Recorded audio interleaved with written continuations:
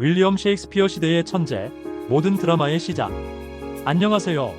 오늘은 역사상 가장 위대한 극작가이자 영문학의 심장이라 불리는 윌리엄 셰익스피어에 대해 이야기하려 합니다. 그는 어떻게 가난한 시골 마을에서 햄릿과 로미오와 줄리엣 같은 불멸의 작품을 남길 수 있었을까요? 그의 극적인 삶의 전환점과 흥미로운 에피소드, 그리고 그를 둘러싼 충격적인 논란들을 함께 살펴보겠습니다. 셰익스피어는 1564년 영국 스트래퍼드 어폰 에이번의 평범한 가정에서 태어났다. 그의 아버지는 장갑 제조업자였고 그는 정식 대학 교육을 받지 못했다. 그의 어린 시절은 기록이 거의 남아있지 않아 미스터리로 남아있다. 그를 둘러싼 첫 번째 논란은 18세의 8살 연상인 앤 해서웨이와 결혼한 것이다. 결혼 당시에는 이미 임신 3개월째였다. 이처럼 그는 결혼 초부터 사회적 통념에 얽매이지 않는 모습을 보여주었다. 그의 인생에서 가장 중요한 전환점은 1580년대 후반 런던으로 이주한 것이다. 그는 앤 해서웨이와 3명의 자녀를 두고 홀로 런던으로 떠났다.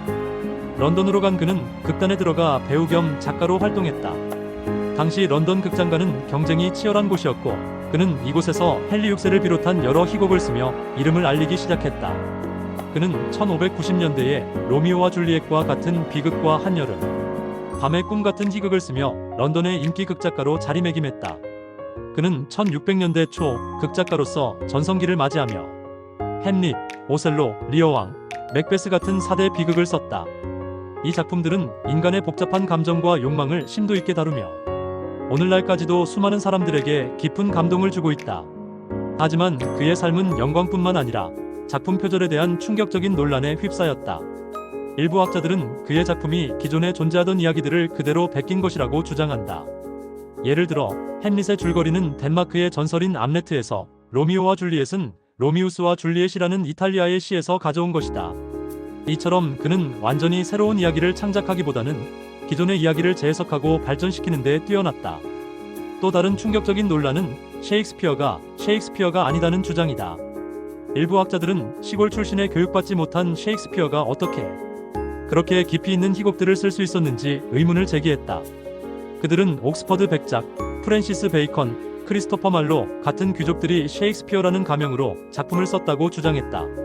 이처럼 그의 출신과 교육 배경은 그의 작품을 둘러싼 끝없는 미스터리를 낳았다. 하지만 그는 이러한 모든 논란에도 불구하고 자신의 길을 걸었다. 1599년 그는 자신이 직접 소유한 글로브 극장을 열었다. 그는 이 극장에서 자신의 작품을 올리고 배우들을 고용하며 막대한 부를 쌓았다. 그는 단순한 극작가를 넘어 사업가로서도 뛰어난 수완을 보여주었다. 그의 작품은 인간의 삶과 감정을 완벽하게 담아냈다는 평가를 받는다. 특히 햄릿의 죽느냐 사느냐, 그것이 문제로다라는 유명한 대사는 인간의 존재론적 고뇌를 가장 잘 표현한 문장으로 꼽힌다. 그는 수많은 신조어를 만들어냈고 그의 작품은 오늘날까지도 전 세계의 모든 언어로 번역되어 공연되고 있다. 셰익스피어는 1616년 52세의 나이로 세상을 떠났다. 그의 죽음은 수많은 사람들에게 슬픔을 안겨주었다. 그는 한때 작품을 베끼는 작가라는 비난을 받았지만 그의 작품은 인류의 보편적인 감정을 건드리며 영원한 생명력을 얻었다.